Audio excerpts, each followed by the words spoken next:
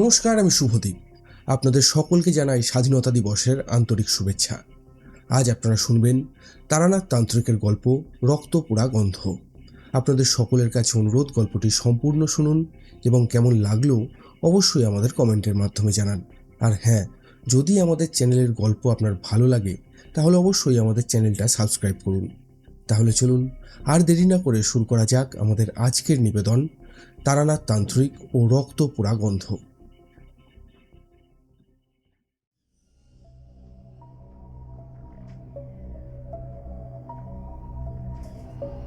আমি অলকার সম্বন্ধে প্রথম দিন তোমাকে কিছু একটা বলতে গিয়েও থেমে গেছি।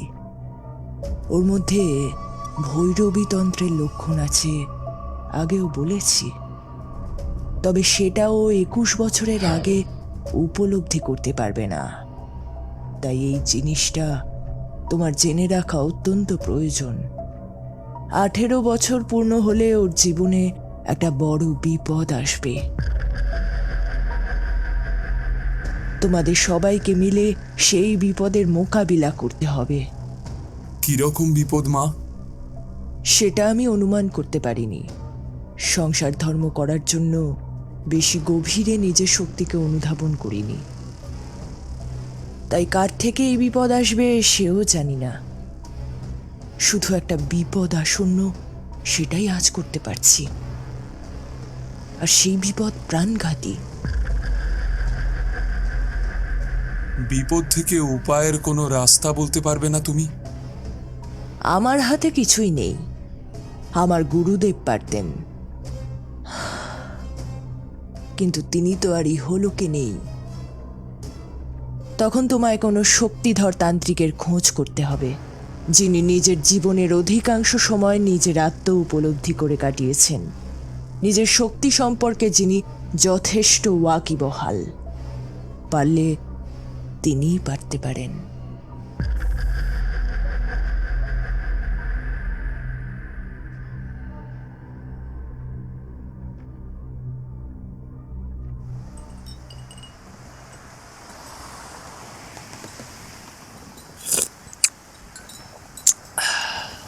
আচ্ছা বিভূতি, তারানাথ যে এইসব অদ্ভুত ঘটনার কথা আমাদের বলেন, তোমার বিশ্বাস হয়?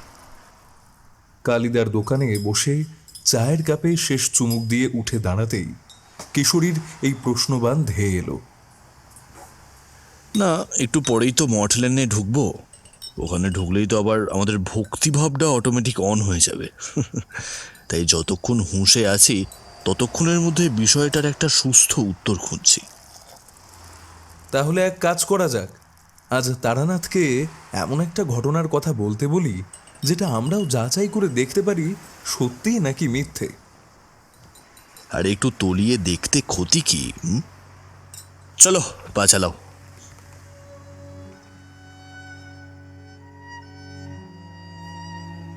মটলেন সত্যিই আমাদের কাছে এক আশ্চর্যের বিষয়। মাঝে মাঝে মনে হয় তারানাথ হয়তো মন্ত্র বলে এই রাস্তাটাকে বাইরের জগৎ থেকে আলাদা করে রেখেছে।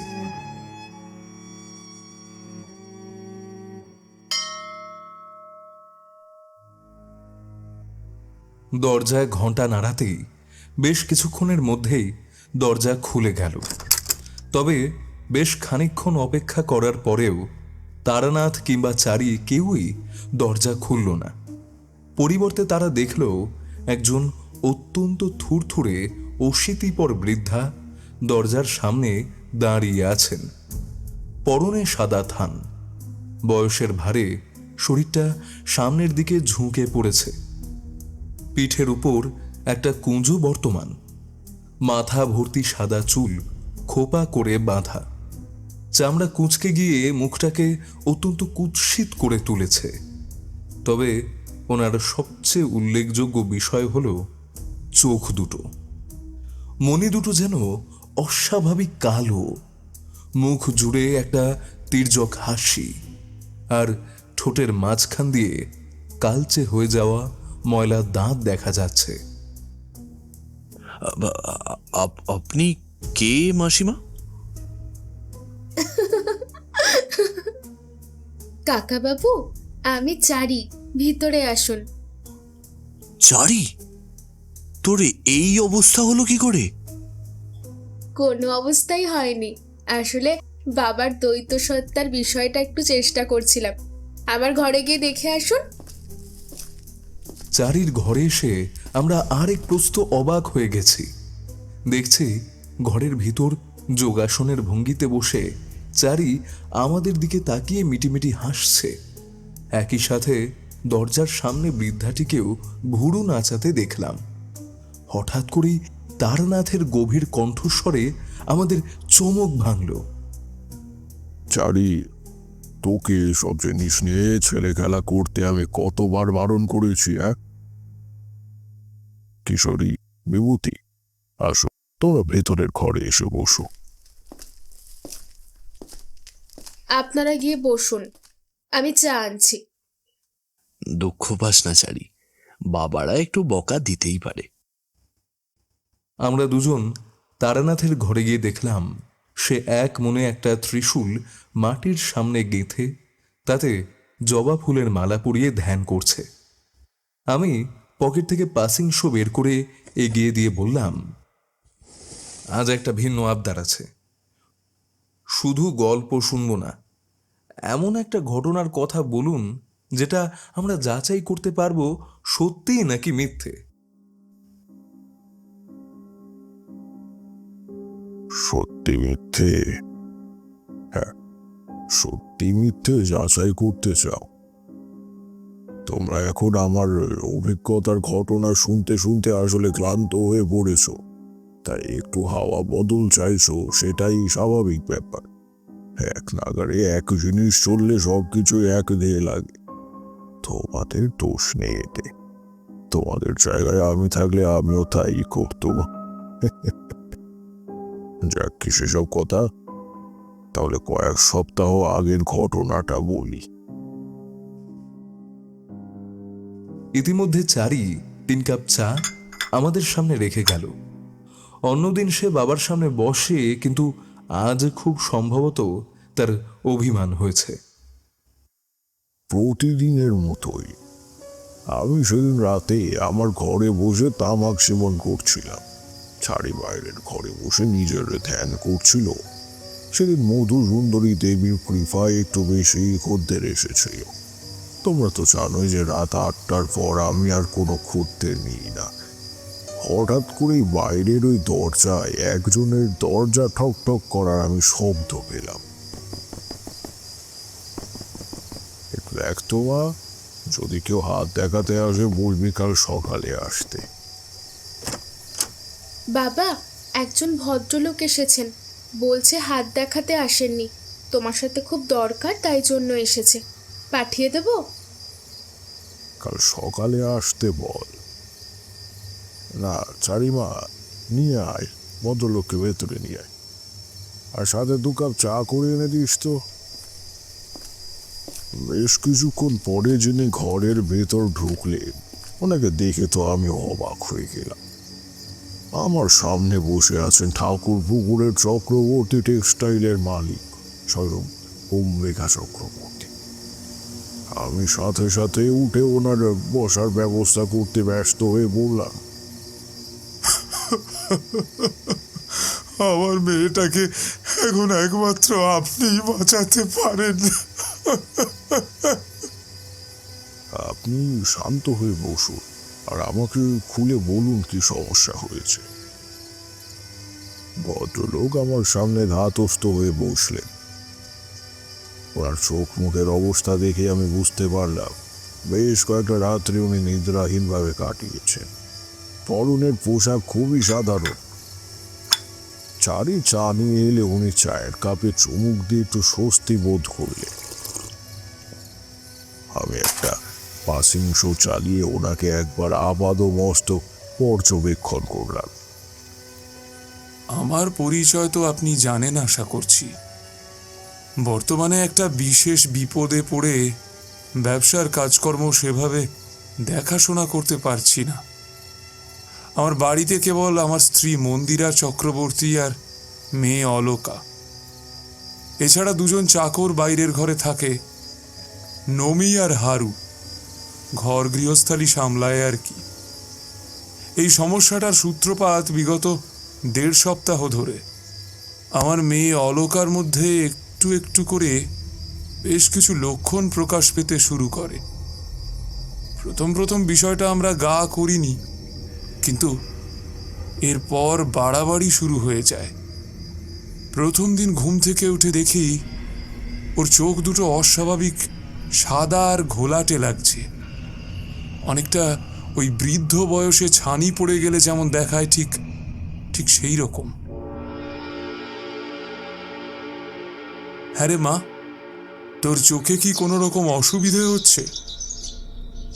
ঠিক বুঝতে পারছি না বাবা, মনে হচ্ছে চোখের সামনে একটা আস্তরণ পড়ে গেছে, সবকিছু ঝাপসা দেখছি। আমি অনুভব করছিলাম সমস্যাটা হয়তো বিশেষ গুরুতর নয়। বারবার চোখে জলের ঝাপটা দিতে বলে সেদিন কাজে বেরিয়ে গেছিলাম আমি। সেদিনই আমার সব থেকে বড় ভুল হয়েছিল। দ্বিতীয় দিন সকালে স্নানের পর হঠাৎ করেই চিৎকার করে উঠল।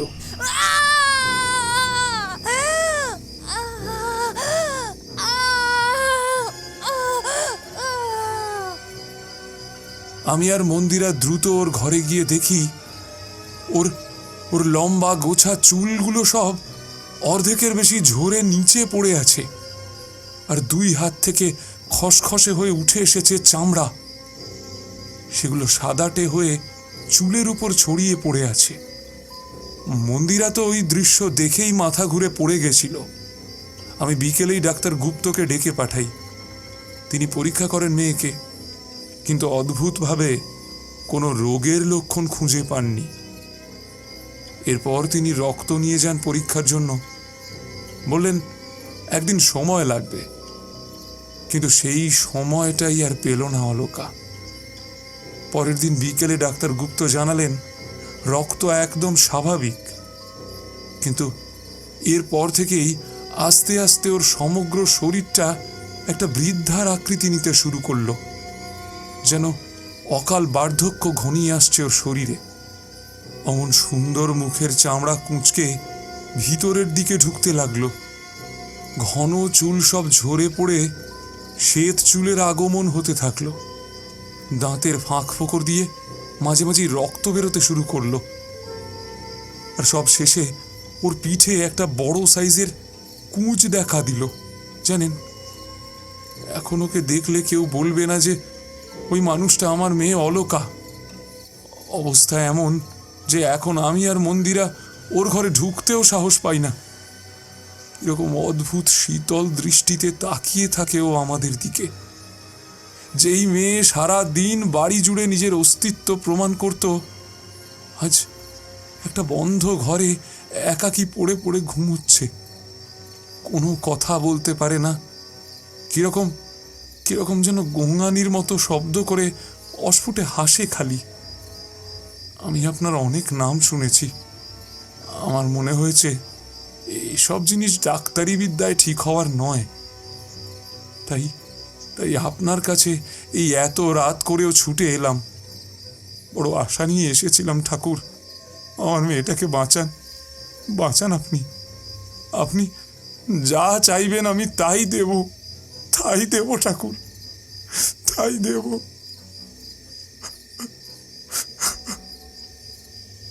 আমার 2টো প্রশ্ন আছে আপনার কাছে।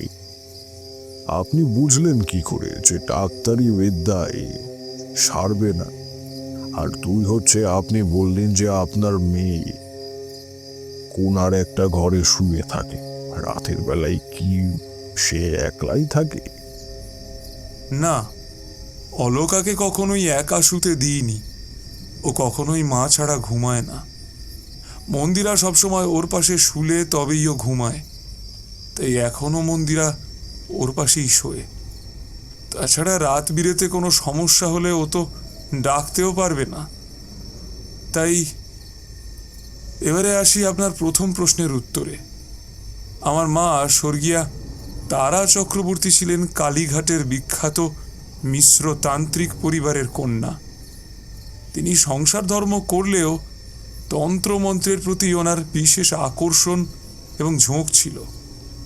এমনকি বিয়ের পরেও ওনার এইসব তন্ত্র মন্ত্র এবং পুজো পাঠ চলতো। বাবা কোনোদিনও এইসব বিষয়ে নাক গলানোর প্রয়োজন অনুভব করেননি। অলকার জন্মের পর একদিন হঠাৎ মা আমাকে আড়ালে ডেকে বলেছিলেন, এই মেয়ে অত্যন্ত সুলক্ষণা, কপালে ভৈরবী তন্ত্রের চিহ্ন রয়েছে। আমি ওর মধ্যে একটা দিব্য ভাব লক্ষ্য করেছি। কিন্তু কিন্তু কি মা? না থাক, এখন কিছু না বলাই ভালো। আরো কিছুদিন যাক, তারপর না হয় দেখব। সেদিন মা আর কিছু বলেননি, কিন্তু ক্রমাগত আমি লক্ষ্য করতাম মা ওকে খুব নজরে রাখতেন। অলকার যখন 12 বছর বয়স হলো, তখন আমার মা মৃত্যু শয্যায়। শেষ দিন মা আমাকে ডেকেছিলেন একলা ঘরে। সেখানে তিনি আমাকে যা বলেছিলেন তার সাথে সাদৃশ্য পেয়েই বুঝতে পেরেছি এই জিনিস ডাক্তারের কাজ নয়। গত মাসেই অলকার 18 বছর পূর্ণ হয়েছে। মায়ের মৃত্যুর পর 6 বছর কেটে গেছে। ব্যবসার কাজে আমি এসব ভুলেই গেছিলাম। হঠাৎ করে কাল রাতে একটা বিশেষ স্বপ্ন দেখলাম। ঠিক ঠিক সেই দিনকার ঘটনা। মা বিছানায় শুয়ে আছেন, আমি ওনার পায়ের সামনে বসে আছি। আর সেই কথোপকথন মনে হলো মা যেন মনে করিয়ে দিলেন যে সেই বিপদ আসন্ন। এক ধাক্কায় ঘুমটা ভেঙে গেল। তড়িঘড়ি আজ আপনার এখানে এসেছি তাই। তাহলে সকালে এলেন না কেন? আসলে আপনার সাথে একা কথা বলতে চেয়েছিলাম। সকালে খদ্দেরের অনেক ভিড় থাকে, আপনি হয়তো সময় দিতে পারতেন না। আমার এবার ভদ্রলোককে দেখে মনে হলো উনি যেন একটা বিষয় লুকিয়ে যাচ্ছে। মনের মধ্যে খচখচানি নেই। আমি তাকে আশ্বস্ত করলাম, আগামীকাল আমি আর আমার মেয়ে আপনার বাড়ি যাব। আপনার মেয়েকে না দেখা অবধি আমি কিছু বলতে পারছি না। আপনি আসবেন? সত্যিই আসবেন? আমি যে কি বলে আপনাকে ধন্যবাদ দেব বুঝতে পারছি না। আমি তাহলে আজ আসি। আপনাদের অনেকটা সময় নষ্ট করলাম। আমি কাল সকালে গাড়ি পাঠিয়ে দেব আপনাদের জন্য। প্রয়োজন হবে না, আমাদের অভ্যেস আছে পায়ে হেঁটে চলে যাব। ভদ্রলোক করজোরে প্রণাম করে বেরিয়ে যেতেই চারি আমার সামনে এসে পড়লে। জানো বাবা, লোকটার শরীর থেকে না কেমন একটা অদ্ভুত গন্ধ পেলাম। কিরকম গন্ধ বলতো? অনেকটা ওই ভেজা মাটি আর আগুনে রক্ত পোড়ার গন্ধ মেশানো। আমিও পেয়েছি।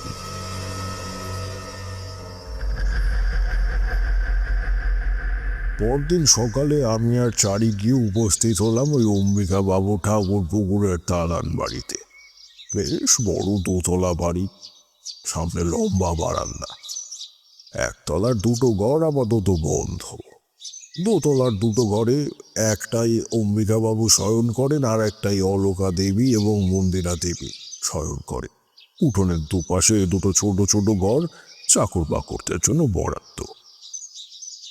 বাইরে কলতলায় একজন চাকর কয়েকটা বাসন পরিষ্কার করছিল। আমাদের দেখেই সে কোমরে বাঁধা লাল গামছায় হাত মুছতে মুছতে এগিয়ে এসে বলল,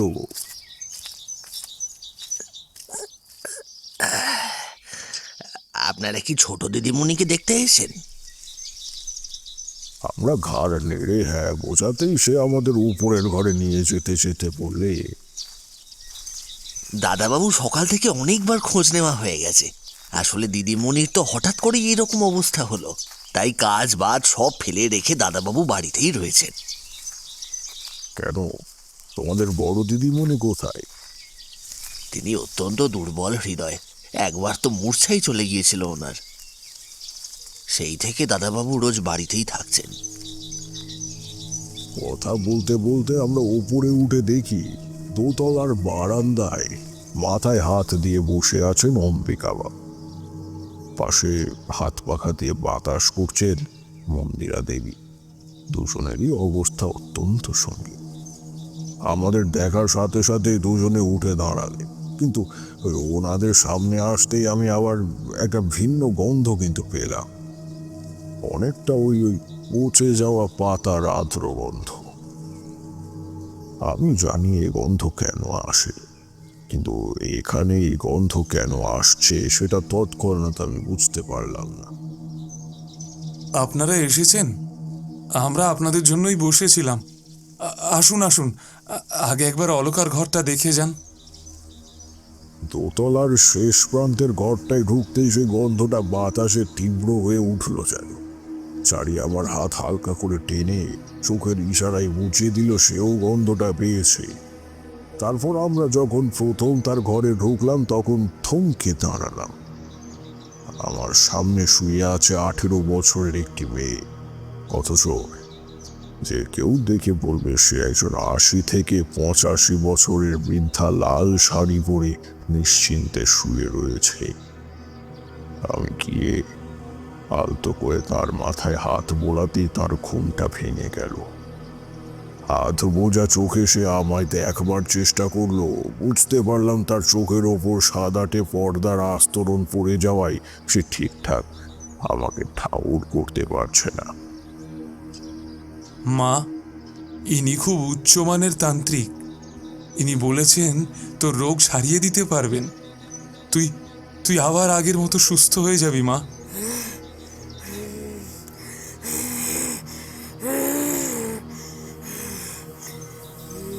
বাবার মুখে সুস্থ হয়ে ওঠার কথা শুনেই অলকা কিছু একটা বলতে চাইছিল হয়তো, কিন্তু সেটার পরিবর্তে শুধু কোঙানি বেরিয়ে এলো মুখ থেকে। চোখে মুখে ফুটে উঠলো একটা কাতর উঠতি। আমি আবার তার চোখের ওপর হাত রাখতেই সে ধীরে ধীরে ঘুমের ঘোরে ঢলে পড়ল। আমি এবারে ফিরলাম মন্দিরা দেবীর দিকে।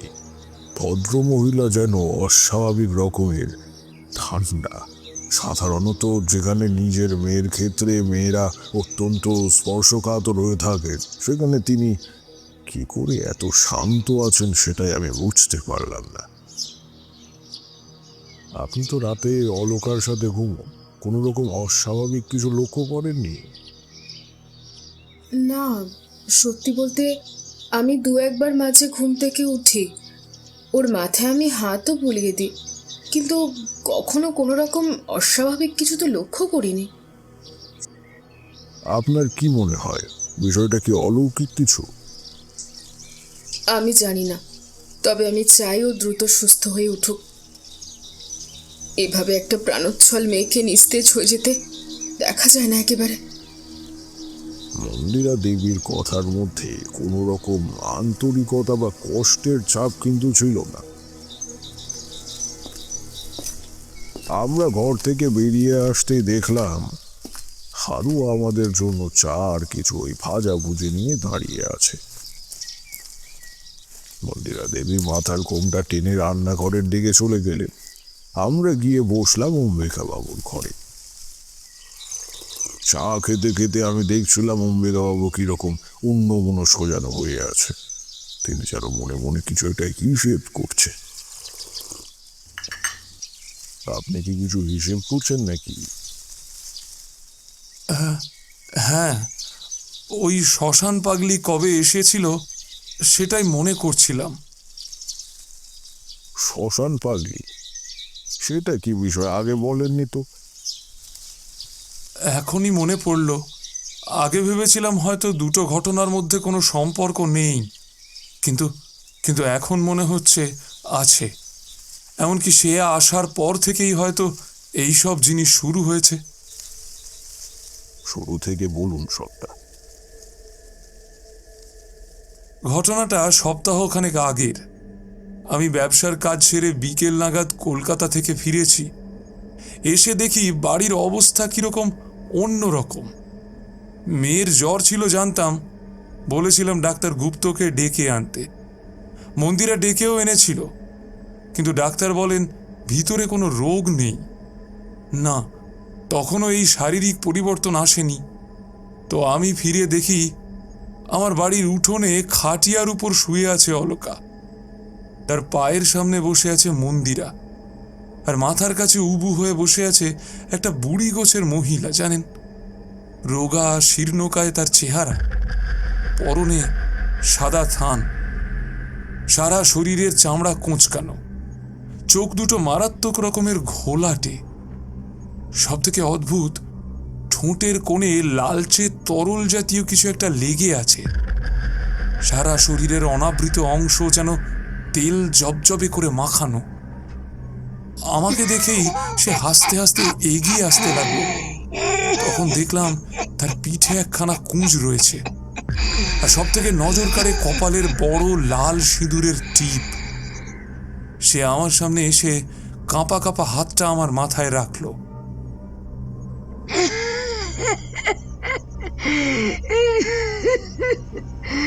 তুই এই বাড়ির কর্তা, মেয়েটার দিকে এখন থেকে নজর রাখিস।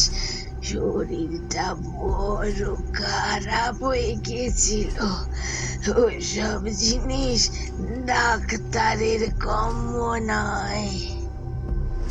আপনি আপনি কে?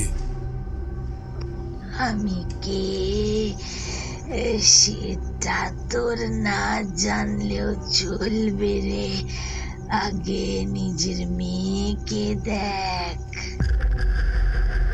আমি ছুটে গিয়ে মেয়েকে দেখলাম, অঘোরে ঘুমোচ্ছে সে। চোখ মুখ দেখে মনে হচ্ছিল শরীরটা হয়তো এখন ঝরঝরে লাগছে ওর। আমি ওর মাথায় হাত রাখতেই চোখ খুলল, জানেন। এখন এখন অনেকটা ভালো লাগছে বাবা। সকালে তো বমির সাথে রক্ত উঠে গেছিল, ডাক্তারবাবু এসেছিলেন, কিছুই করতে পারলেন না। বিকেলে কোত্থেকে এই ঠাকুমা এসে এখন অনেকটা ভালো লাগছে। সত্যি বলতে রক্ত বমি হয়েছিল শুনে আমি বেশ ভয় পেয়ে গিয়েছিলাম। সেই মুহূর্তে মনে মনে বুড়িকে ধন্যবাদও দিয়েছিলাম। তারপর দেখলাম মন্দিরা হঠাৎ করেই মাথায় ঘোমটা টেনে বুড়ির পা ছুঁয়ে প্রণাম করল। বুড়ি তাকে 2 হাত তুলে আশীর্বাদ করল। এরপর সে কোনো কথা না বলে ধীরে ধীরে দরজার দিকে এগিয়ে চলল। আমি তাকে পিছু রেখে জিজ্ঞেস করলাম, আপনার পরিচয় দিলেন না তো মা?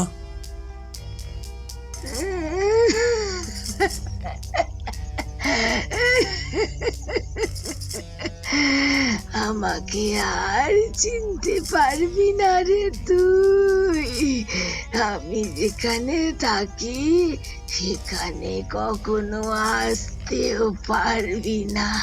তবু যখন জানতে চাইছিস তখন আমাকে শ্মশান পাগলি বলতে পারিস, বুঝেছিস? মেয়েটার ঠিকঠাক করে খেয়াল রাখিস। আপনি বললে বিশ্বাস করবেন না, কিন্তু কিন্তু ওই দিনের শেষ পড়ন্ত আলোতেও স্পষ্ট দেখলাম বুড়ি যেন আস্তে আস্তে হাওয়ায় মিলিয়ে যেতে লাগলো।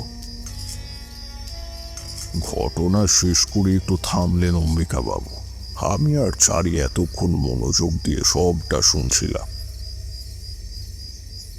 বুড়ির কি যাওয়ার সময় কিছু নিয়ে গিয়েছিল নাকি? হ্যাঁ, এই জিনিসটা ভুলে গেছিলাম। তার যাওয়ার সময় আমার স্ত্রী মন্দিরা একটা ছোট বাটিতে করে কি যেন একটা দিয়েছিল। কি গো, বাটিতে করে কি দিলে? তোমার তো কোনোদিনই নজর থাকে না। মেয়েটার শরীর খারাপ, ডাক্তার ডাকো বলে পয়সা দিয়েই তো তুমি খালাস, বাকি কাজ তো আমাকেই করতে হয়। যা দিলাম সেটা ওনার প্রাপ্য, ওটা ওনার কাজের দক্ষিণা।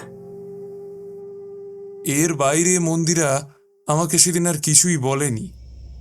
জানি না কি দিয়েছিল, আর খুব সম্ভবত তার পরের দিন রাত থেকেই এই অঘটনের সূত্রপাত হয়।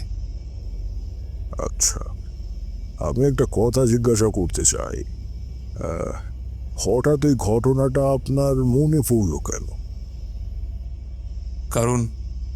কারণ আজকে দেখলাম অলকার চেহারা হুবহু সেই বুড়ির মতো লাগছে।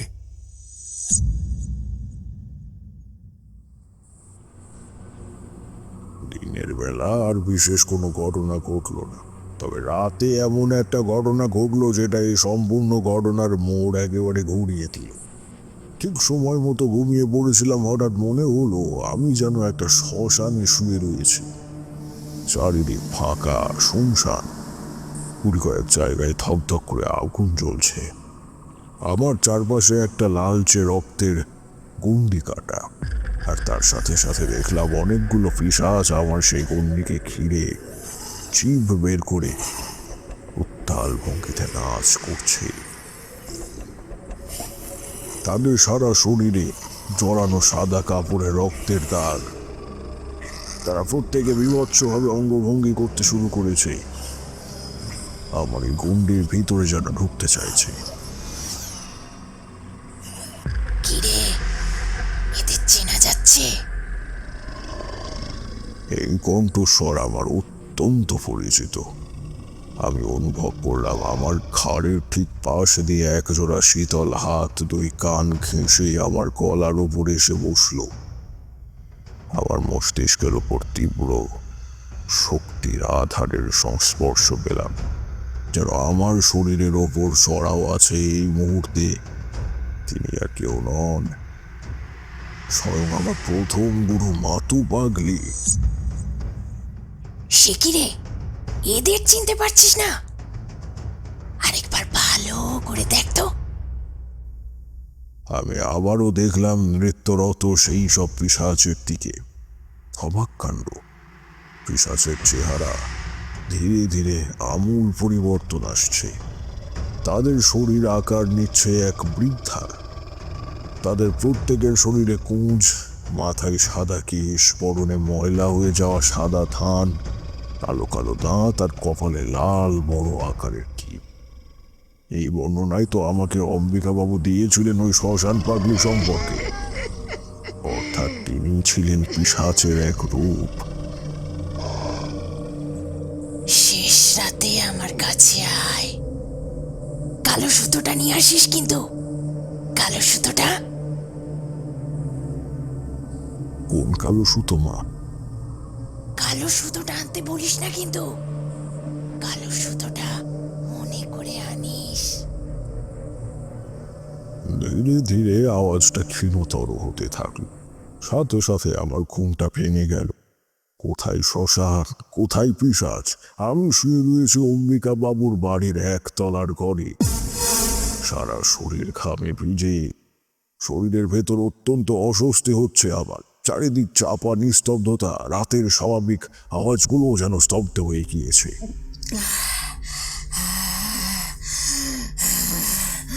এমন সময় একটা চাপা অস্ফুট স্বরে গোঙানির আওয়াজ আমি শুনতে পেলাম। প্রথমটাই মনে হলো হয়তো ভুল শুনছি, কিন্তু বেশ কিছুক্ষণ কান খাড়া করে শুনতে আবার সে শব্দটা আমার কানে এলো। মনে হলো এক্ষুনি গিয়ে শব্দটার উৎস সন্ধান করা উচিত। দোতলায় অলকার ঘর থেকে আওয়াজটা আসছে। তুই ঘুমাসনি? ঘুমিয়েছিলাম, ওই আওয়াজটা শুনেই জেগে গেছি। কিসের আওয়াজ সেটা বুঝতে পেরেছিস? তৃপ্তির আওয়াজ, সুখানুভূতির আওয়াজ। কেউ যেন পরম যত্নে তার প্রিয় জিনিসের স্পর্শ অনুভব করছে ভিতর থেকে। কিছু একটা শোষণ করার আওয়াজ।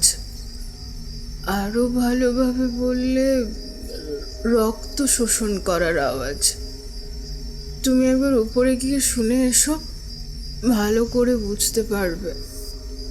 চারি চোখ বন্ধ অবস্থাতেই কথাগুলো বলে গিয়েছিল। আমি ধীর পায়ে দরজা খুলে বাইরে এলাম। একটা ভ্যাবসা গোমট গন্ধ যেন চারিদিকের বাতাসে বিরাজ করছে। নিঃশব্দে আমি সিঁড়ি বেয়ে দোতলায় এলাম। অলকার ঘরের দরজা বন্ধ। সামনে আসতে আবার নাকে এলো সেই গন্ধটা, সেই পচে যাওয়া পাতার আর্দ্র গন্ধ।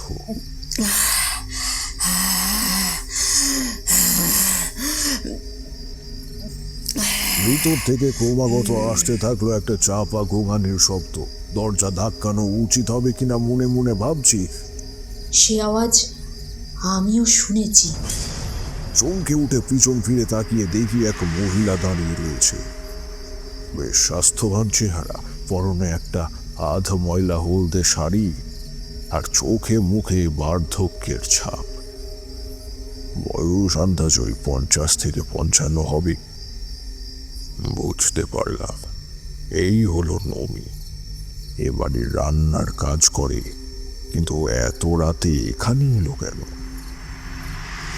আমার ঘুম খুবই পাতলা, দাদাবাবুর ঘুম খুব গাঢ়। সহজে এসব আওয়াজে তার ঘুম ভাঙে না।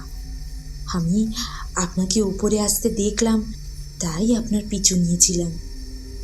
এখানে কথা কানা বলা ঠিক না, নিচে আসুন, আপনাকে অনেক কিছু বলার আছে।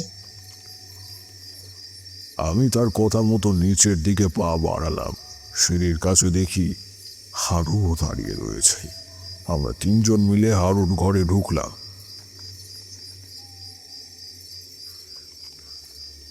ঠাকুর মশাই, আপনার বিড়ি চলে? চলে, কিন্তু এত রাতে খাবো না। আর তোমরা বলো কি বলতে চাইছিলে? হারু বিড়িটা ধরিয়ে একবার নামের থেকে তাকালো। নামি ঘাড় নেড়ে ইশারা করতে এসে একটা ধোঁয়া ছেড়ে বলা শুরু করলো। শুরুটা আমি করছি ঠাকুর। বিষয়টা আমাদের বড় দিদিমণিকে নিয়ে। ওই গেল দিনে যেদিন ছোট দিদিমণির 18 বছর হলো, তখন থেকেই তো বড় দিদিমণির মধ্যে কিছু অন্যরকম জিনিস আমি লক্ষ্য করছি। আমরা চাকর বাকর মানুষ তো, তাই ছোটোখাটো সব দিকেই আমাদের খেয়াল থাকে। আর এই শব্দ ছিল চোখে পড়ার মতোই। উনি সব সময় কিরকম চুপচাপ করে থাকেন, খুব কম কথা বলেন, সব সময় কি যেন চিন্তা করেন। খাবার দাবার খুব কম খেতে আরম্ভ করেন। ধীরে ধীরে ওনার চেহারার খুব অবনতি হওয়া শুরু করলো। তারপর তো একদিন ছোট দিদিমণির খুব শরীর খারাপ হলো, ডাক্তারবাবু এলেন, কিন্তু কিছুই বুঝতে পারলেন না। আশ্চর্যের বিষয়, সেদিন থেকে বড় দিদিমণির মধ্যে একটা অদ্ভুত উত্তেজনার ভাব লক্ষ্য করতাম। ভয় না, আনন্দের একটা উত্তেজনা। বাইরে সবার সামনে তিনি দেখাতেন তিনি খুবই চিন্তিত, কিন্তু আড়ালে মুখে সেই একটা ছোট্ট হাসির রেশ লেগেই থাকতো। কোনো মা যে এমন খুশি হতে পারে সেটা আমার জানা ছিল না। তারপর সবচেয়ে আশ্চর্যজনক ঘটনা, সেদিন দাদাবাবু বাড়িতে ছিলেন না। সকাল থেকে ছোট দিদিমণির খুব রক্তবমি হচ্ছিল। দুপুর হতে না হতেই বাড়িতে হঠাৎ করে একটা বুড়ি এসে উঠল। কি জঘন্য তাকে দেখতে, নোংরা ময়লা শরীর, কপালে ইয়া বড় একটা লাল টিপ। কিন্তু অবাক কাণ্ড, ওই বুড়ি ছোট দিদিমণিকে ভালো করে দিল, কি সব মন্তর টন্তর বলল। তারপর আমি নিজের চোখে দেখলাম ঠাকুর, ওই ছোট দিদিমণির করা রক্তবমি থেকে সবটা রক্ত একটা বাটিতে আলাদা করে তুলে ওই বুড়িকে দিয়ে দিলেন বড় দিদিমণি। দাদাবাবু জিজ্ঞাসা করলে তিনি বলেছিলেন এই নাকি বুড়ির দক্ষিণা। দক্ষিণা নয়, ভোগ।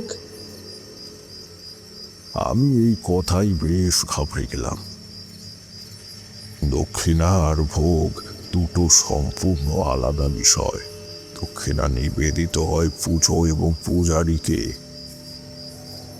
কিন্তু ভোগ সে দেওয়া হয় স্বয়ং দেবাদিদেব, অর্থাৎ অন্য কোনো আরাধ্যাকে। যদি ওই রক্ত ভোগ হয়ে থাকে তাহলে ওই বুড়ি আরাধ্যা আর মন্দিরা দেবী ওনার পূজারী। তাহলে সব হিসেব ঠিক ঠিক মিলে যাচ্ছে। এই একটা কারণেই আমি কোনো হিসেব মেলাতে পারছিলাম না। তুমি ঠিক শুনেছিলে, ভোগ বলেছিলেন তিনি। নমিদাসীর কান আর চোখ কথা বলে ঠাকুর, যে কেউ চোখ বন্ধ করে বিশ্বাস করতে পারে। এই যে এই হারু আরও একটা কথা আপনাকে বলতে ভুলে গেছে। ওই বুড়ি আরও একটা জিনিস করেছিল, ভেবেছিল কেউ জানবে না, কিন্তু আমি দেখেছিলাম আড়াল থেকে।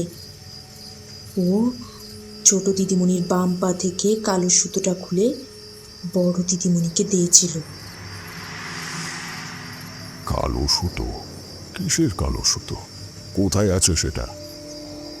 কিছুক্ষণ আগে স্বপ্নের মধ্যে মাতো পাগলির বলা কথাগুলো হঠাৎ করেই যেন জীবন্ত হয়ে উঠল আমার সামনে। আমি এ বাড়িতে অনেক ছোট থেকে আছি। হারু তো এসেছে সবে বছর 10 হলো। তখন ছোট দিদিমণির বয়স প্রায় 8 কি 9। যখন তার 5 বছর বয়স ছিল, তখন এই বাড়ির যে বড় গিন্নি ছিলেন, তিনি একটা যজ্ঞ করেছিলেন। তিনি ছিলেন খুব বড় মানের সাধিকা। কথাটা যে একটু ভুল বললো তখন সেটা আমি বলিনি তাকে। আসলে যে কোনো সাধারণ মানুষের কাছে সাধারণ সাধক সাধিকাও অত্যন্ত বড় মাপের সাধক সাধিকা হয়ে যান। তিনি যদি প্রকৃত উচ্চতন্ত্রের সাধিকা হন তাহলে অলকার বিপদ কোন জায়গায় সেটা কিছুটা হলেও আন্দাজ করতে পারতে। বড় জোর তিনি একজন দূরদর্শী সাধিকা ছিলেন। যাই হোক, সে কথা বাদ দাও। সেদিন বিশাল যজ্ঞ হয়েছিল। আমি আড়াল থেকে দাঁড়িয়ে দাঁড়িয়ে সব দেখছিলাম। বড় গিন্নি সেদিন সারা শরীরে কালো কাপড় পরেছিলেন। কপালে ছিল কালো রঙের তিলক। সামনে বসেছিলেন আমাদের দাদাবাবু, আর ওনার পাশে বসেছিল আমাদের ছোট দিদিমণি। বড় দিদিমণিও সেদিন আড়াল থেকে সব দেখেছিলেন। ওনার মুখ গম্ভীর ছিল। যেদিন থেকে ওই যজ্ঞের আলোচনা হয়েছিল, কেন জানি না, বড় দিদিমণি খুব আপত্তি করেছিলেন। কেন? নিজের মেয়ের ভালোর জন্য যদি কিছু করা হয় তাতে আপত্তি থাকবে কেন? তিনি বলেছিলেন এইসব জিনিসে নাকি তিনি ঠিক বিশ্বাস করেন না। এসবে নাকি হিতে বিপরীত হয়। কিন্তু ওনার কথাকে তেমন আমল দেওয়া হয়নি। বড় গিন্নি যজ্ঞ করলেন, আর সেখান থেকে বানিয়ে দিয়েছিলেন একটা কালো সুতো। সেই কালো সুতো পরিয়ে দিয়েছিলেন আমাদের অলকা দিদিমণির বাম পায়ে। সেই কালো সুতোই বুড়ি খুলে নিয়ে বড় দিদিমণিকে দিয়েছিল। আমি এতক্ষণে বুঝতে পারলাম ওই কালো সুতোর মাহাত্ম্য। ওই সুতো আসলে ছিল অলকার রক্ষা কবচ। খুব সম্ভবত সেই পাগলি শ্মশান বুড়ি প্রেত লোক থেকে উঠে আসা এক অত্যন্ত নিকৃষ্ট মানের পিশাচ।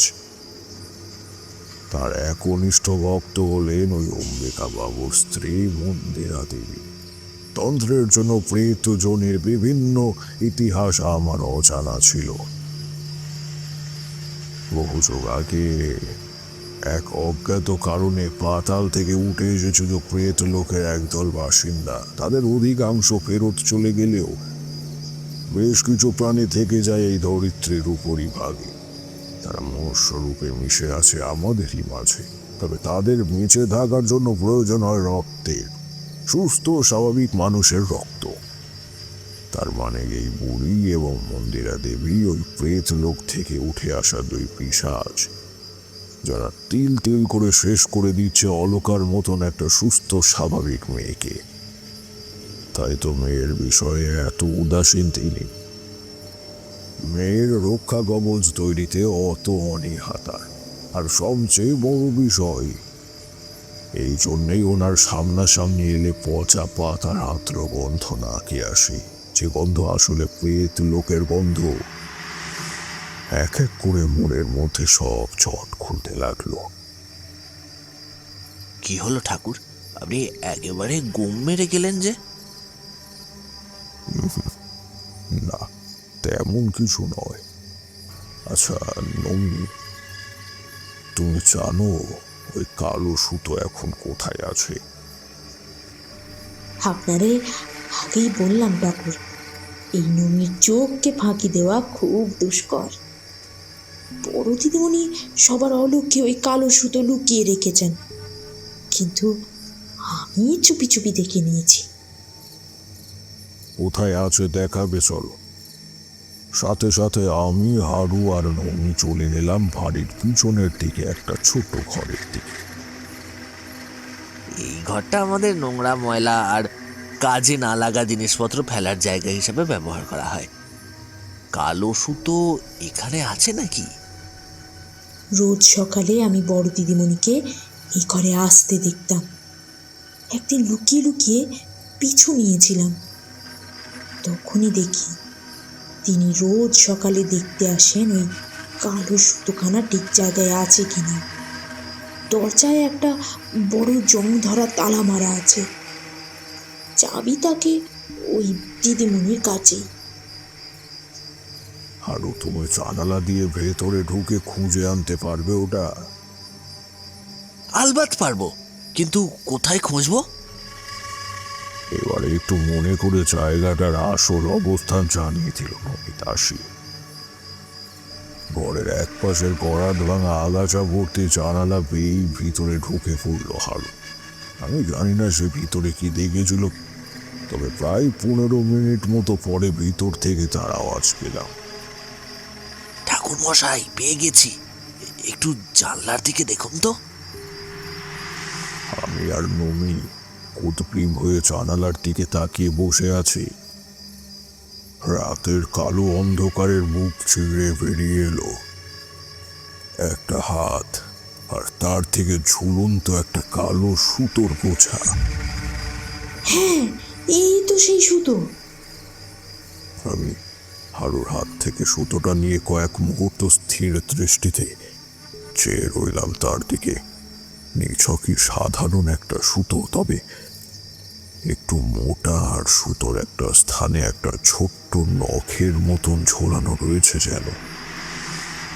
আচ্ছা, এখানে শ্মশানটা কোন দিকে? কেন ঠাকুর মশাই? তোমরা চিন্তা করো না, এই কাজটি অত্যন্ত গোপনীয় এবং অলকার প্রাণ বাঁচানোর জন্য গুরুত্বপূর্ণ। যে পথ ধরে এই বাড়িতে এসেছেন তার উল্টো দিকের পথ ধরে 1 মাইল দূরেই শ্মশান। আপনি এখন হাঁটতে শুরু করলে ভোর রাতের আগেই পৌঁছে যাবেন। বেশ, আমরা তাহলে এখন যাই, কিছু লাগলে জানাবেন। হ্যাঁ হ্যাঁ, এসো। আর কেউ কিছু জিজ্ঞাসা করলে জানিও যে ঠাকুর মশাই কাজে বেরিয়েছে, কাউকে কিছু বলার দরকার নেই। ঘাড় নেড়ে ওরা দুজনে ওদের নিজেদের ঘরে ঢুকে গেল। আমি আবার আমার ঘরে ঢুকলাম। চারি সেই আগের মতোই শুয়ে রয়েছে। পেলে কালো সুতো? তুমি কি করে জানলি যে আমি কালো সুতো খুঁজতে গিয়েছিলাম? এখন শ্মশানে যাবে তো? যাও, আমি এদিকটা সামলে রাখছি। আমি বুঝতে পারলাম চারি নিজেকে ধীরে ধীরে ঊর্ধ্বতন তন্ত্রের স্থানে নিয়ে যাচ্ছে। শেষ রাতের হালকা আলোর রেশটা জানালা দিয়ে ঘরে প্রবেশ করছিল। আমি কালো সুতো নিয়ে বেরিয়ে পড়লাম মহা শ্মশানের উদ্দেশ্যে। নিঝুম নিস্তব্ধ চারিদিকের অঞ্চল, হালকা ঠান্ডা ঠান্ডা বাতাস বইছে। শেষ রাতের এই অনুভূতি আমার বেশ অন্যরকম লাগলো। কিন্তু হাঁটতে হাঁটতে হঠাৎ আমার মনে হলো কে যেন আমার পিছন দিয়ে গুটি গুটি পায়ে সরে পড়ল। আমারও সেই পরিচিত গন্ধটা আমার নাকে এলো। মন্দিরা দেবী, কিন্তু তিনি এখন এই জায়গায় কি করে আসবেন? তিনি তো বাড়িতে ছিলেন। পিছন ফিরে এদিক ওদিকে তাকাতেই দেখলাম জঙ্গলের মধ্যে একটা কালো দীর্ঘ ছায়া মূর্তি দ্রুত সরে পড়েছে। আমি অমনি তার পিছু নিলাম। রাতের অন্ধকারে শুধু তার কালো অবয়বটুকুই দেখতে পাচ্ছি। সে দ্রুত পায়ে হেঁটে চলেছে গাছপালার আগাছা উত্থলিত করে। তবে আমাকে খুব সন্তর্পণে হাঁটতে হচ্ছে। হঠাৎ করে দূরে একটা আগুনের রক্তিম স্ফুলিঙ্গের আভাস দেখতে পেলাম। আমি চুপি চুপি একটা গাছের আড়ালে গিয়ে দেখলাম একটা প্রায় ধুঁকতে থাকা বুড়ি আগুনের সামনে বসে রয়েছে।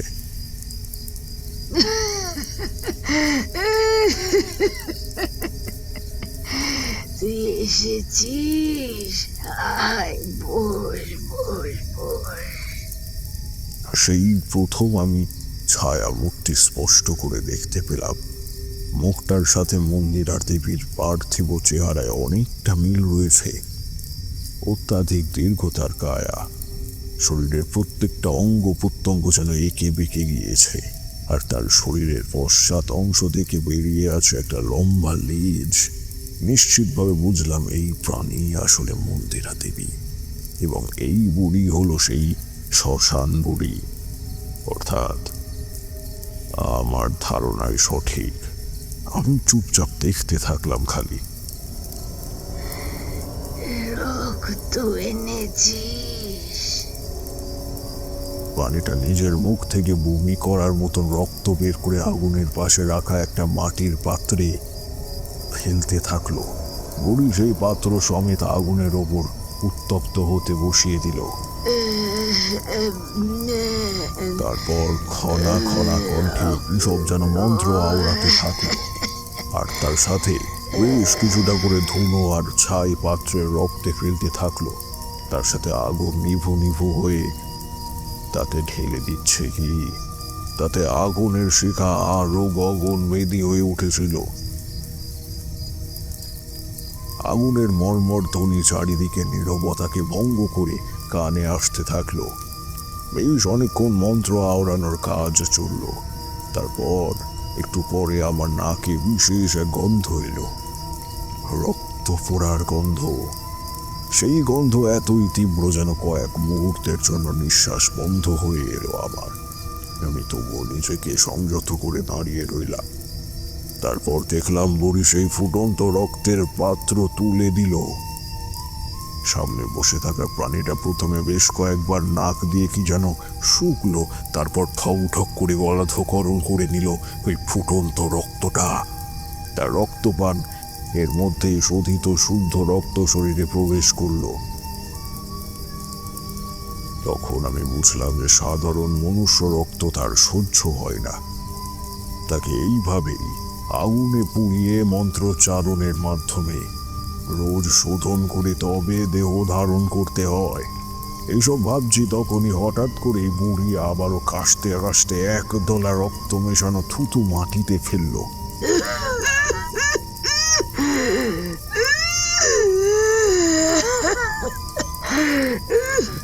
গর্জা গর্জা, যা পালা।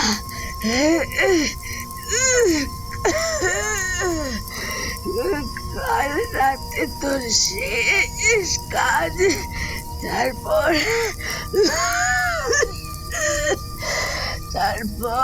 তোকে এই জায়গা ছেড়ে দিতে হবে।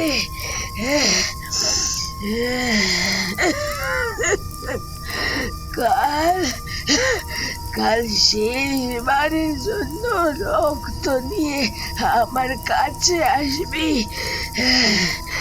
যা এখন পালা। আসুন, বাড়িতে যে এসেছে তার থেকে সাবধান থাকবি।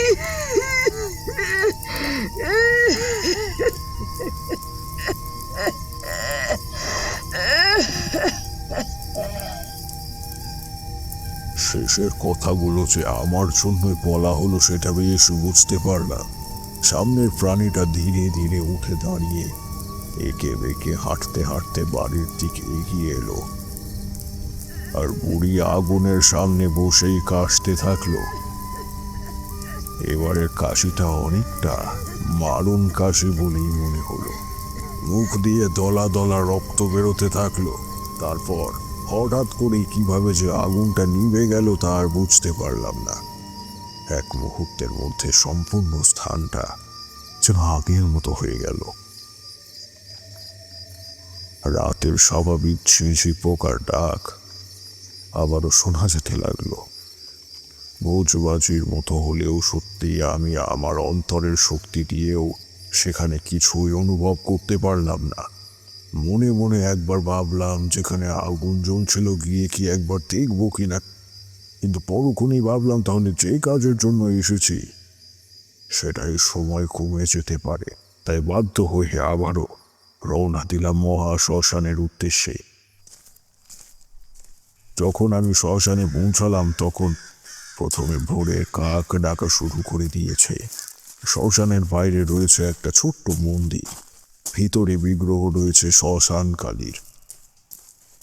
মা, তোমারই এক সন্তানের ওপর হয়ে চলায় নির্যাতনকারীদের শাস্তি দিতে চায়, আমাকে সেই শক্তি প্রদান করো। শ্মশানে প্রবেশ করতেই দেখলাম শুনশান অঞ্চলের মাঝে একটা ছেঁড়া ফাটা কাপড় দিয়ে ছাউনি বানানো, তার ভেতরে বসে আছেন স্বয়ম্ভু মাতু পাগলি। আমার এত বয়স হয়ে গেলেও তিনি সেই একই রকম রয়েছে, বয়স ওনার সত্তাকে ধরতে পারেনি। মনে মনে ভাবছি যে এই বুড়ো বয়সে কতগুলো গাল আর লাথি যে আজকে খেতে হবে তার আর ইয়ত্তা নেই।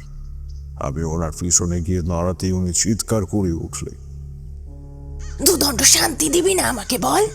প্রতিবার কিছু না কিছু বিপদ বাঁধাবি আর আমার কাছে চলে আসবি। এইসব কথাবার্তা এখন আমার কাশ হওয়া হয়ে গিয়েছে। তুমি ডাকলে আমি আসবো না এটা কি কখনো হয় মা? তুমি কালো সুতো আনতে বলেছিলে, আমি এনেছি। মরণ দশা, আমার খেয়ে দে কাজ নেই, আমি নাকি ওকে ডাকতে যাব? আচ্ছা, তাহলে এসে যখন গেছি তখন এই শেষবারের মতো উপায় বলে দাও।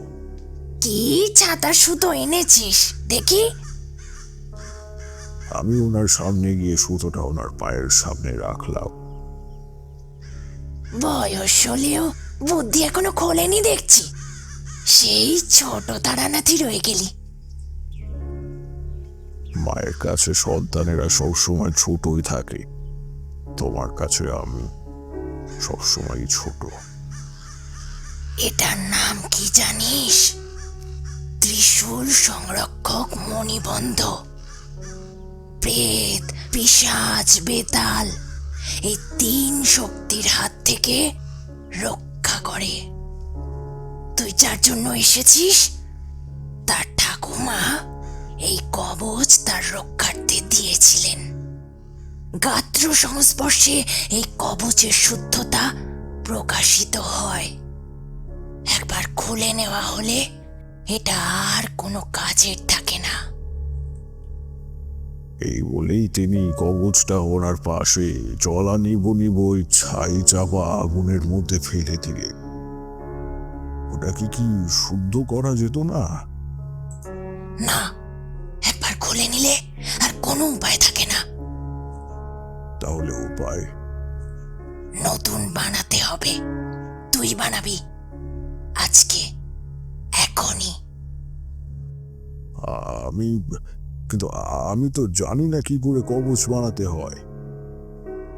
আমি আছি তো, যা এখন গিয়ে ওই গাছটার নিচে যজ্ঞের প্রস্তুতি কর। সেটুকু করতে পারবি তো? আমি ঘাড় নেড়ে দূরে একটা শুকনো মোটা অসত্য গাছের নিচে যজ্ঞের ব্যবস্থা করা শুরু করলাম। শুকনো কাঠ জোগাড় করে এক জায়গায় করলাম।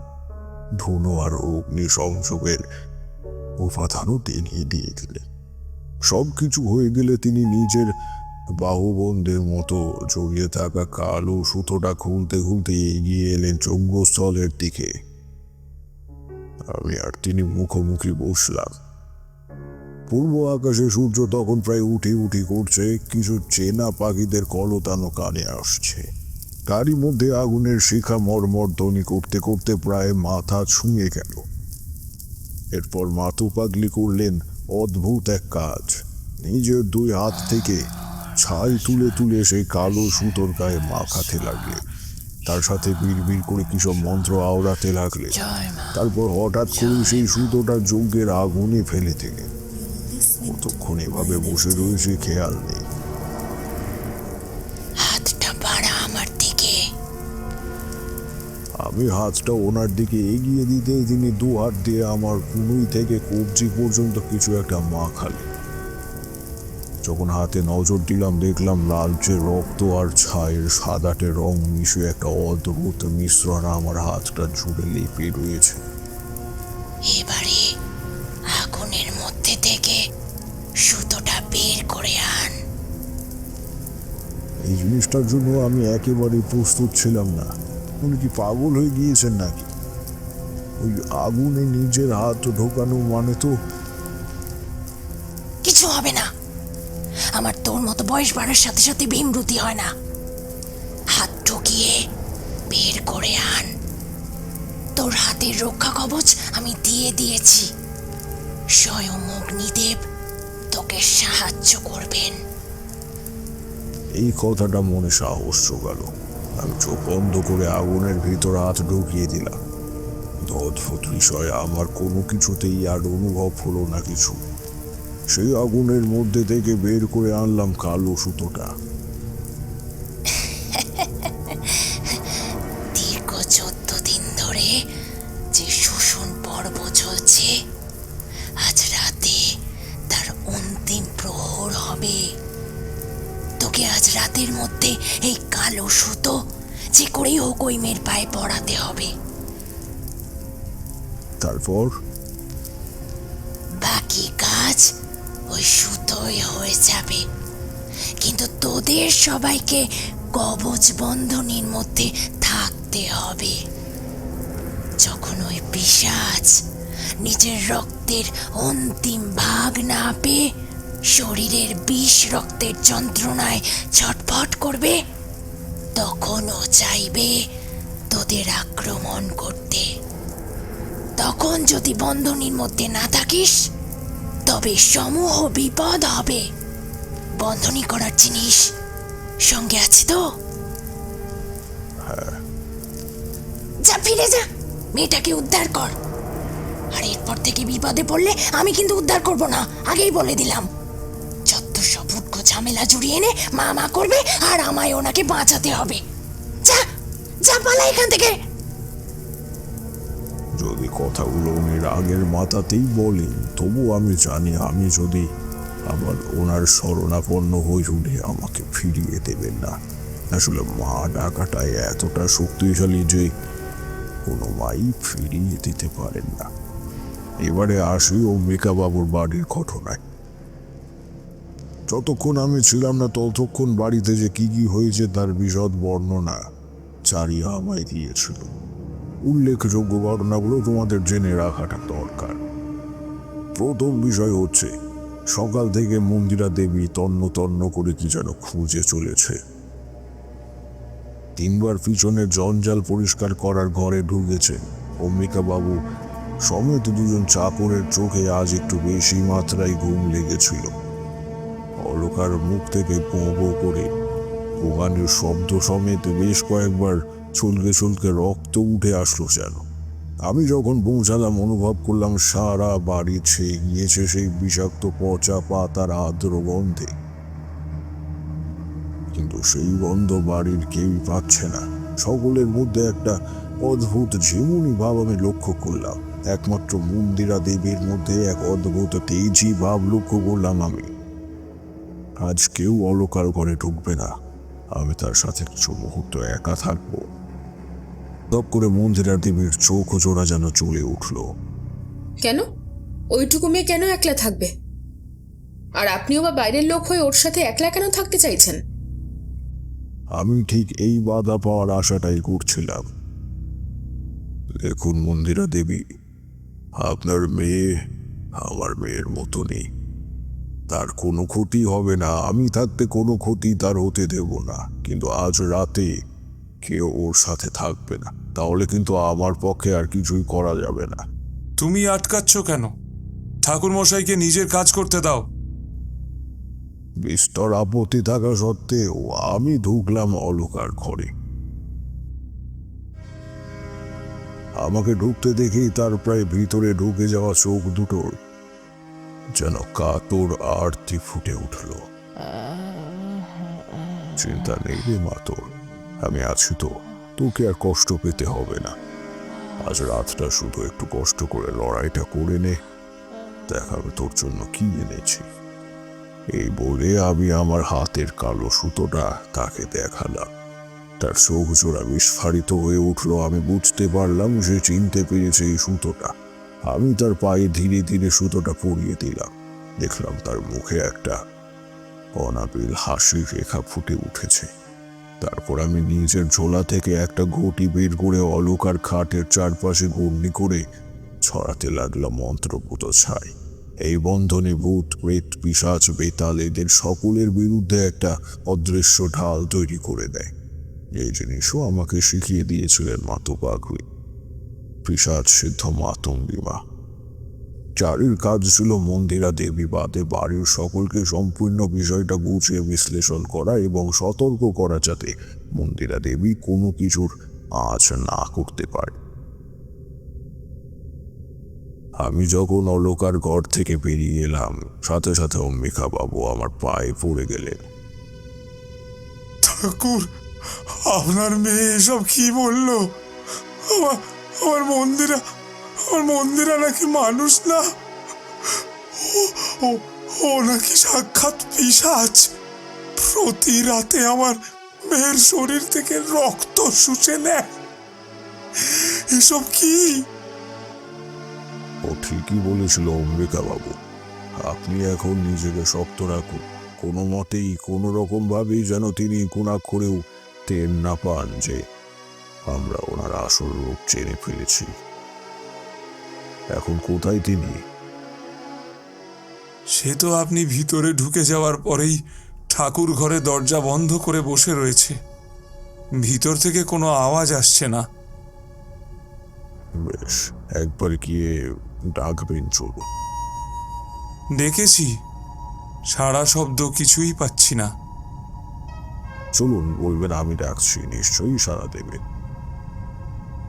আমরা দুজন মিলে ঠাকুর ঘরের সামনে গিয়ে দাঁড়ালাম। প্রথম দুবার অম্বিকা বাবু ডাকলেন, কোনো সাড়া দিলেন না। শেষবার আমি দরজায় আলতো করে টোকা মেরে জিজ্ঞাসা করলাম, মা, তুমি কি রাগ করেছো আমার উপর? না ঠাকুর মশাই, আমার একটু একলা থাকা প্রয়োজন। নিজের মেয়ের জন্য একটু প্রার্থনা করছি। আমার সময় হলে আমি নিজেই বেরিয়ে আসব। বেশ, তাহলে আমরা বাইরে আর অপেক্ষা করছি না। এই বলে আমরা ঠাকুর ঘরের দরজার কাছ থেকে সরে গেলাম।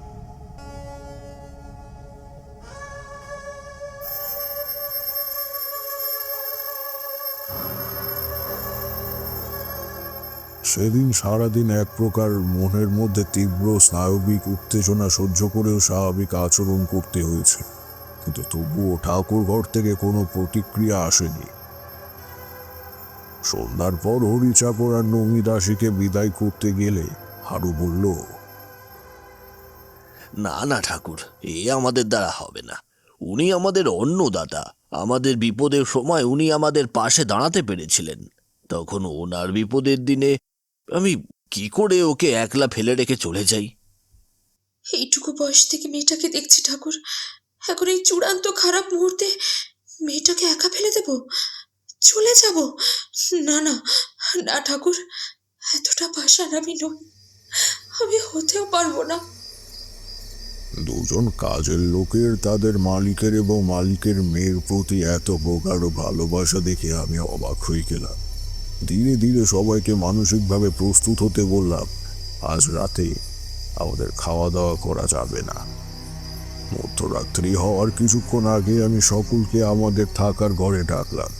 প্রত্যেকে একসাথে বসিয়ে সেই মন্ত্রপুত ছাই দিয়ে তাদের চারপাশে একটা গুন্ডি কেটে দিলাম। চারি এখন অলকার ঘরের দরজার বাইরে ধ্যানরত হয়ে বসে শক্তির এক মহাবেষ্টনী তৈরি করেছে।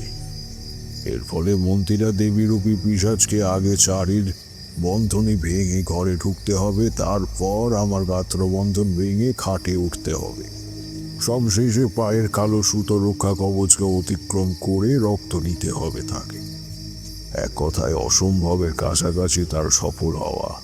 আমি সকলকে গণ্ডির ভিতর বসিয়ে দোতলায় গিয়ে দেখলাম দরজার সামনে শক্তির এক তেজ দীপ্ত শিখার আভা চারিকে বেষ্টনী করে ঘিরে রয়েছে।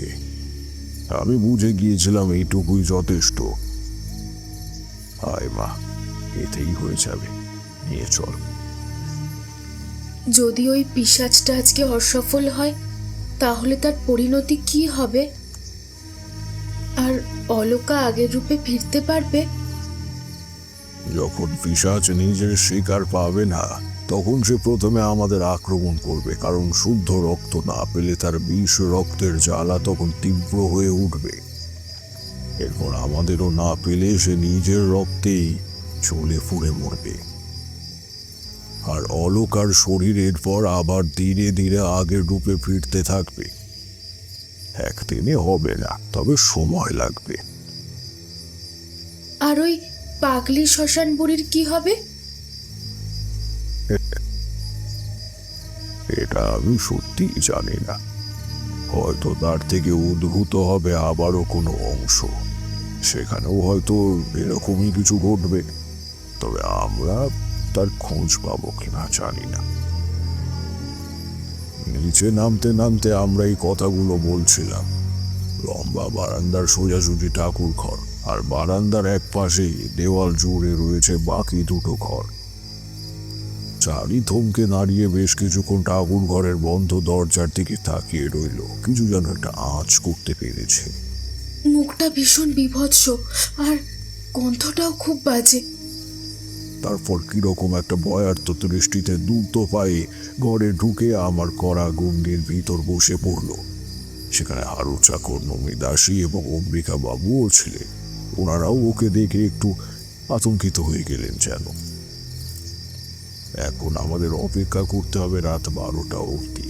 আজ রাতে অনেক কিছু ভয়ঙ্কর ঘটবে। কোনো অবস্থাতে এই গণ্ডির বাইরে বের হবেন না। যতক্ষণের ভিতরে থাকবেন, প্রাণ থাকবে। আমার কথা শুনে সকলে আরো জড়সড় হয়ে এলো একে অন্যের কাছে। আমাকে একটা কথা বলুন তো অম্বিকা বাবু, আপনার সাথে মন্দিরা দেবীর পরিচয় কি করে হয়েছিল? ওই একদিন কাজের সূত্রে গেছিলাম কলকাতায়। সেখানেই স্টেশন চত্বরে বসে থাকতে দেখেছিলাম। সত্যি বলতে ওকে দেখেই আমার বেশ পছন্দ হয়। ওর সাথে আলাপ জমাই, ভাব জমাই। জানতে পারি ওর মায়ের মৃত্যুর পর ওর বাড়ির লোক নাকি ওকে ডাইনি, অপয়া আরও নানা রকম অপবাদ দিয়ে তাড়িয়ে দিয়েছে। ওর এখন যাওয়ার কোথাও জায়গা নেই। আমি একজন ব্যবসায়ী মানুষ, এসব জিনিসে খুব একটা বিশ্বাস করি না। নিয়ে এলাম বাড়িতে। মায়ের একটু আপত্তি ছিল, কিন্তু তাও একরকম মায়ের অমতেই বিয়ে করলাম। বুঝতে পেরেছি। আসলে একটা নির্দিষ্ট সময় অন্তর অন্তর এদের নিজেদের শরীর ধারণ করে রাখতে বিশুদ্ধ রক্তের প্রয়োজন হয়। দীর্ঘ 15 দিন ধরে নতুন শরীর থেকে রক্ত শোষণ করে দেহের বিষ রক্তকে পরিবর্তন করতে হয়। আপনার আগে হয়তো অন্য কোথাও বাসা বেঁধেছিল, সেখান থেকে কাজ সম্পন্ন হতেই আবার নিজের শিকার খুঁজছিল সে। আর আপনি স্বেচ্ছায় গিয়ে ওই ওর পাতা ফাঁদে পা দিয়েছে। আপনার দোষ নেই যদিও। আচ্ছা, তারপর অলকার জন্ম কবে হয়? আগে আপনাকে একটা কথা আমি মিথ্যা বলেছিলাম, তার জন্য আমি ক্ষমা প্রার্থী। অলকা ঠিক আমার মেয়ে নয়। আমি আর মন্দিরা বহুবার মিলিত হয়েছি, কিন্তু কোনো অজ্ঞাত কারণে সন্তান হয়নি আমাদের। আমি বলেছিলাম ডাক্তার দেখাতে, কিন্তু ও জেদ করে যেতে চায়নি। তারপর একদিন বাগবাজার ঘাটে ঘটে গেল একটা ঘটনা। আমি ঘাটে বসেছিলাম, এমন সময় দেখলাম একজন সন্ন্যাসী গোছের লোক এসে ঘাটের সিঁড়িতে একটা ঝুড়ি রেখে দিয়ে চলে যায়। প্রথমে আমার অতটা কৌতূহল হয়নি, কিন্তু বেশ কিছুক্ষণ পরেই একটা চাপা শিশু কণ্ঠের কান্নার আওয়াজ শুনতে পেলাম, আর সেটা আসছিল ওই ঝুড়ির ভিতর থেকেই। তখন আমি ওই ঝুড়ি খুলে দেখি ভিতরে একটা 1.5 কি 2 বাচ্চা মেয়ে কাঁদছে। মনে মনে ভাবছি কি করব। তখনই স্থির করলাম এই মেয়েকে আমি বাড়ি নিয়ে যাব। নাম রাখলাম অলকানন্দা। যাক, তাহলে অন্তত অলকা সুরক্ষিত, কারণ সে সাধারণ মনুষ্য। এবারে আপনি বুঝতে পারলেন তো যে কেন আপনার মা বলেছিলেন ওর মধ্যে ভৈরবী তন্ত্রের লক্ষণ রয়েছে। কথাটা শেষ করার সাথে সাথেই খটখট করে একটা শব্দ হলো। ঠাকুর ঘরের দরজা খুলল। আমরা দেখলাম একটা কালো ছায়া বারান্দার মাঝের মেঝের ওপর দিয়ে হামাগুড়ি দিয়ে চলে গেল, কিন্তু তার কোনো অবয়ব আমরা দেখতে পেলাম না। অর্থাৎ সে মেঝে দিয়ে নয়, উপরের ছাদ বেয়ে হামাগুড়ি দিয়ে গিয়েছে। মেঝের ওপর কয়েকটা টপ টপ করে কি যেন তরল পড়ল। দূর থেকে দেখে বুঝলাম সেটার রং কালচে লাল, রক্ত। ধীরে ধীরে সে ওপরে উঠল। আমি তার প্রতিটা পদক্ষেপ বুঝতে পারছিলাম। বুঝতে পারলাম শরীর শক্তি মুদ্রা লক্ষণেতে সে বাধা পেয়েছে।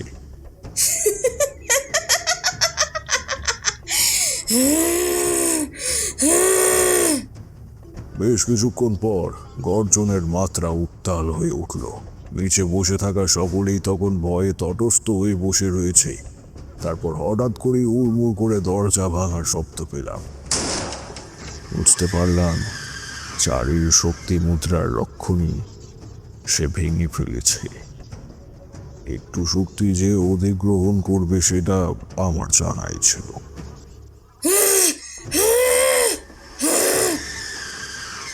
না, এবারে আর সফল হওয়ার কোনো সম্ভাবনাই নেই। পিশাচ সিদ্ধ কর্তৃক গাত্রবন্ধন ভাঙার সামর্থ্য কোনো পিশাচের নেই। তাকে অসফল হতেই হবে। বেশ কিছুক্ষণ পরে অলকার কুমারী মূলক হাসির শব্দ শুনতে পেলাম। বুঝতে পারলাম নিচের পিশাচ রূপী মাকে পরাজিত হতে দেখে সেও বিদ্রুপ করছে। একটু পরেই আবার দরজা পেরিয়ে দুপদাপ শব্দে সিঁড়ি দিয়ে নিচে নামার শব্দ পেলাম। সাবধান, সে নিচে আসছে, কেউ গণ্ডির বাইরে বেরোবে না।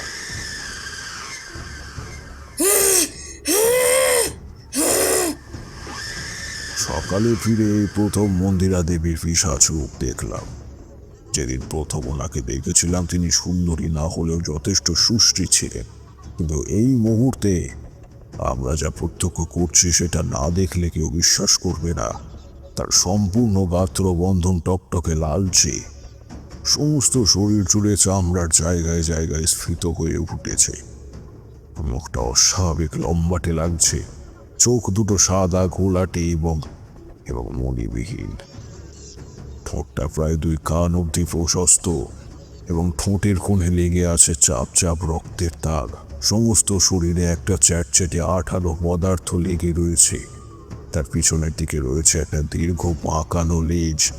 খুব সম্ভবত তার শরীর থেকে ওই পচা পাতার আর্তবন্ধটা আরো তীব্র হয়ে উঠেছে। তার শরীরের ঊর্ধ্বাঙ্গ এবং নিম্নাঙ্গে লজ্জা নিবারণের জন্য নিম্নমাত্র বস্ত্র নেই।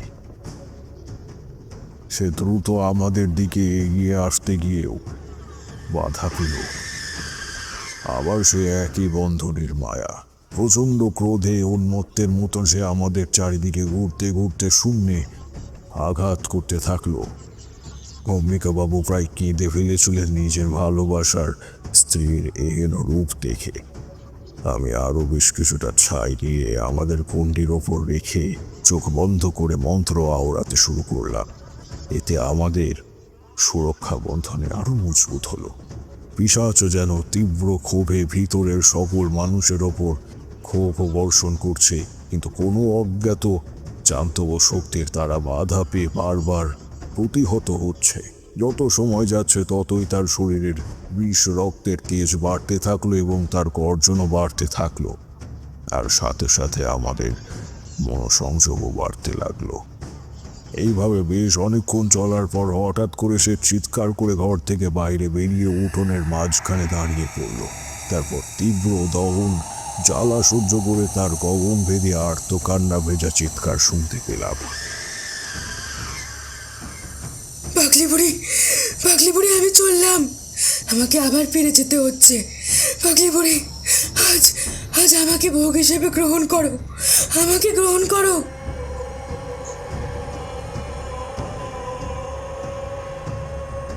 অম্বিকাবাবু আর হারু এই দৃশ্য দেখে অজ্ঞান হয়ে গেলেন। আমি আর নমিদাস স্পষ্ট দেখলাম একটু একটু করে পিশাচের দেহ যেন গলিত হয়ে পড়তে শুরু করেছে। সারা উঠোন যেন রক্তে ভেসে যাচ্ছে। উত্তপ্ত রক্তের সংস্পর্শে সেখানের মাটিও গলিত হয়ে গরম ধোঁয়া বেরোচ্ছে। ভোগ হিসেবে পাগলি বুড়িকে সে নিজেকেই সঁপে দিল।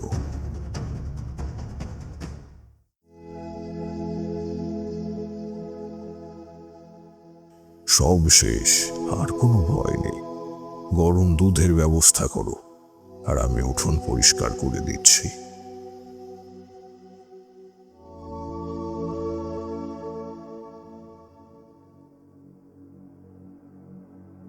ঘটনা সম্পূর্ণ বলে তারানাথ আরেকটা পাসিং শো ধরালো।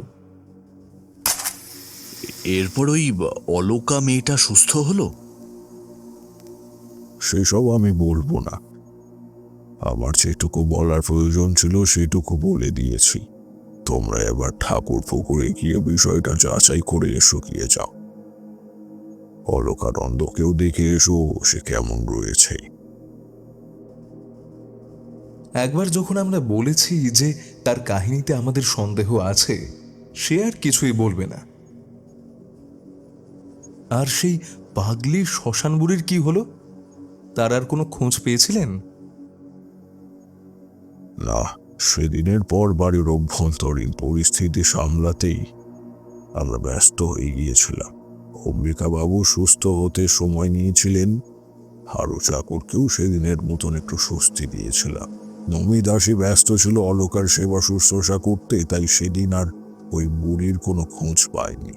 তবে পরে একবার খোঁজ নিতে চেয়েছিলাম, কিন্তু কোনো খবরই পাইনি। হয়তো পরে কোথাও এরকম ঘটনা শুনতে পেলে বুঝতে পারবো সেখানে গিয়েছে। আসলে এদের কোনো খোঁজ পাওয়া যায় না। কোথায় কিভাবে কোন রূপে থাকে কেউই বলতে পারে না। তার মানে এদের তো আমরা পাশের বাড়ি থাকলেও চিনতে পারবো না? পারবে যদি সূক্ষ্মভাবে লক্ষ্য করো। তবে তোমাদের মতন সাধারণ মানুষের পক্ষে অনেকটা অসম্ভবই বলতে পারো। ঠিক আছে ঠাকুর মশাই, আজ তাহলে উঠি, আবার পরের সপ্তাহে আসবো। চারি, আসলাম রে।